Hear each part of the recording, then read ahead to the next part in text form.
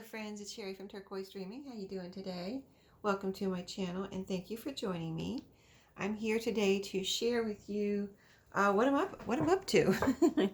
So I got this idea last night when I was driving home from work, and I thought, oh, I can't wait to do it. So you know how I like to keep or try to keep control over my scraps, right?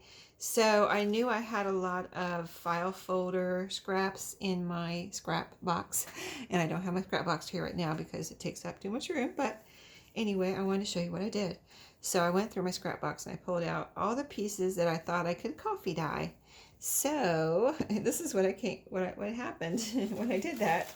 I did coffee dye them all last night, but before I coffee dyed them, here, let me show you this pile first because I need to explain what happened and what I did. I did it on purpose.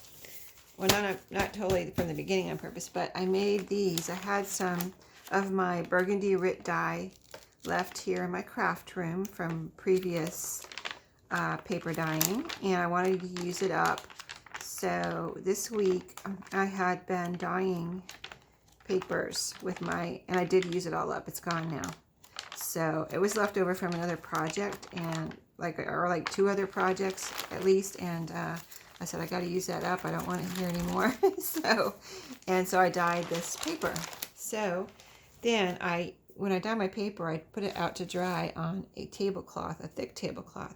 So I left the tablecloth. I didn't clean it off or anything, where I had done my burgundy Rit dyeing with the papers, and I put all my little scraps of file folder down on it because I knew, even though it wasn't really super visible, I knew there was still some residue left on there and that it would get on to my papers here. So I did the coffee dyeing and I left it to dry on that tablecloth, and so here's what happened. Here's a piece here. This was a scrap, you can see, cut off. And here's this side that was up, and here's the side that was down on the tablecloth. So not only is it coffee dyed, it's got some of that Rit, burgundy Rit dye on it. So, and I put even little, this is a piece of scrapbook paper, I put that down and coffee dyed, and here's the burgundy side that was down on the tablecloth.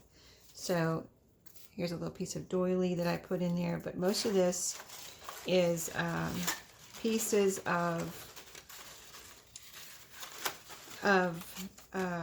file folder, manila file folders. So I had all of this in my, so like you can imagine, I pretty much less than half of my scraps are left in there because all this was piled in my scrap box. Here's a little piece of something here, just a little piece of like a doily type thing that I even did that. So I did everything that I could find. Here's a little scrap that was in there.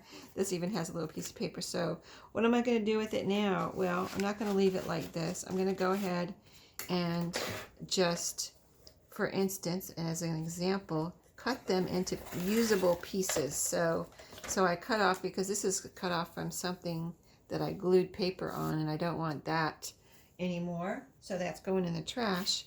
But this is a very usable and pretty piece of cardstock now, so I can just either cut them into little rectangles or whatever and leave it like this, or I can go ahead and make little, say I want to make this one into a tag and have it ready to go. I can leave it like this and put this into a journal just like this, or I can decorate it later, but these little bases will be ready to go.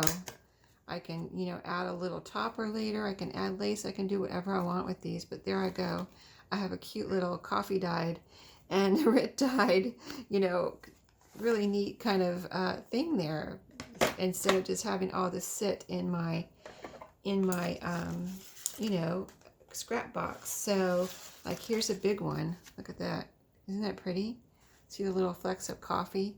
And can you believe all that came off of my tablecloth just from the residue from those papers? I didn't put that on there. It was on the tablecloth, and that has happened before to me, so that's why I knew it would happen. Like, I didn't know it would happen the last time it happened. I thought it looked clean, like you can't really see it on there, but then when it's a vinyl tablecloth, so it's like it looks clean, but I put it down, and then that's what happened before, so I knew it would happen or I figured it would this time.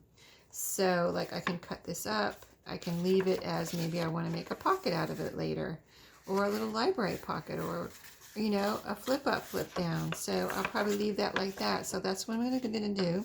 I'm going to go through this and make all my little pieces usable and ready to go for a base. And, you know, if it's not cut even, I'll go ahead and, you know, straighten it up and just have all these ready to go. So that's just a little idea, quick little idea for you today, in case you have lots of bits like this. It doesn't have to be file folder.